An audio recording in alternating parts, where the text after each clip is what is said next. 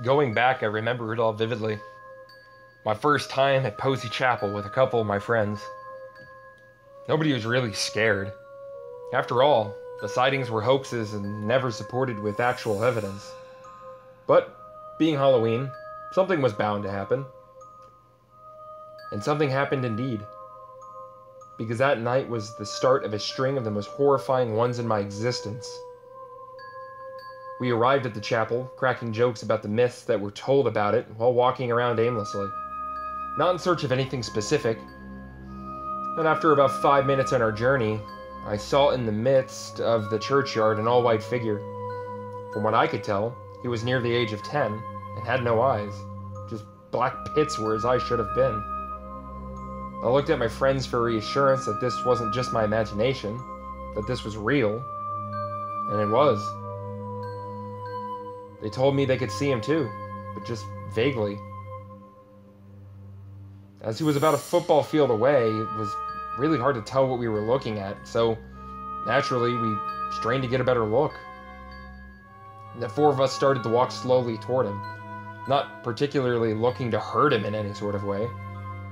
Once we reached a certain point, I felt sort of a connection with him. I was the only one that he looked at. Considering he had black pits for eyes, you couldn't tell, but the others could see him looking at me intently, and we decided to leave, afraid. We got back in the car and waited about 5 minutes before leaving, just to see if anything would happen, but nothing did. But the minute my head hit the pillow that night is when things started to happen. That night, Halloween 2014, I dreamt about him.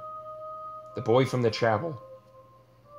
It was all a recap from that night, except everyone's teeth was either rotted out or had cavities. These dreams occurred each night for 8 days.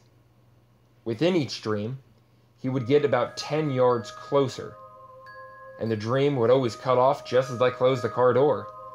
After 8 nights, the dream occurred 8 times consecutively, and he was about 20 yards away from me. So we went back to Posey Chapel. The dream stopped after that. If we fast forward a few months, I'm staying with my grandmother as my bathroom is being renovated at my house. I was staying on the couch where I had been sleeping. This night had started as an otherwise normal one. I was casually browsing my Facebook and listening to a podcast with one earbud in. Nothing seemed out of the ordinary. But then the lights and TV went out, and I started to hear scratching coming from down in the basement. It started coming up the stairs and gradually got louder and louder and louder until I thought I was going to lose it. Then abruptly, as soon as it started, it stopped.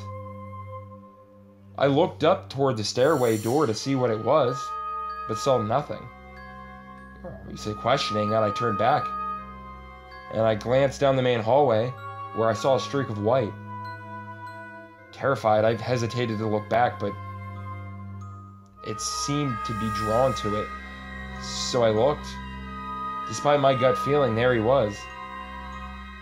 The boy without eyes. He stood there with intent but lack of emotion for at least 20 minutes. Then he disappeared. Or so I thought. I looked outside my window and there he was, hanging from the barren tree. I thought I was going insane, hallucinating. My brother claimed to not be able to see him, so why could I? I snapped a picture of the tree from inside, sending it to the group chat I was in. Nobody saw anything except what they thought was snow, but I knew it was him. Gathering up my courage and going against my own gut, I went outside to take a different picture, but this time with the flash on. I only cracked open the door to do so, as I didn't want to leave the comfort of the house, no matter if he could get inside. This time, he was sitting in the tree rather than hanging from a noose. That's what struck me as extremely odd. I took the picture despite his changed position and rushed inside, sending it to the group chat again. This time they could see him. He stood out against the snow as lighter, blurrier white. After this, I felt compelled to go back outside and face him. ask him what he wanted from me.